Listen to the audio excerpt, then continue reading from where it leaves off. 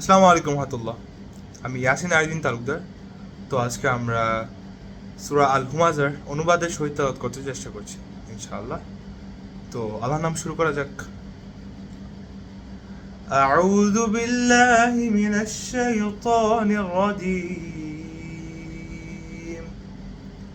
বিতাড়িত শয়তান থেকে আল্লাহর নিকট আশ্রয় প্রার্থনা করছি। বিসমিল্লাহির রহমানির রহিম। পরম করুণাময় আল্লাহর নাম। ওয়াইলুল লিকুল্লি হুমাযাতিল লুমাযাহ।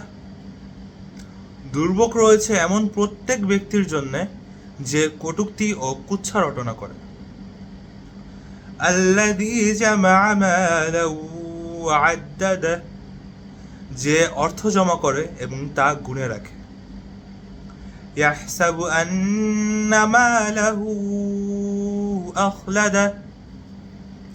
সে মনে করে অর্থ তাকে স্থায়ী করে রাখবে।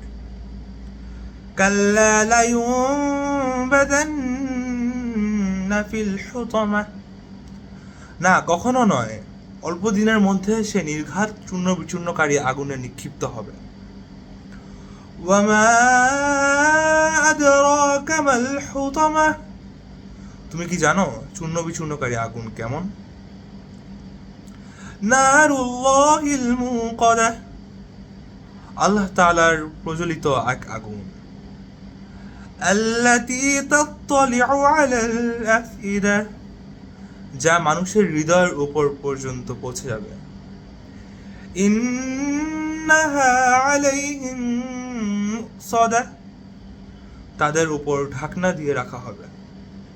ফি আমাদিন মুমাদ্দাদা। রাখা হবে উঁচু উঁচু থামের মধ্যে। সাদাকাল্লাহুল মাওলানাল আযীম।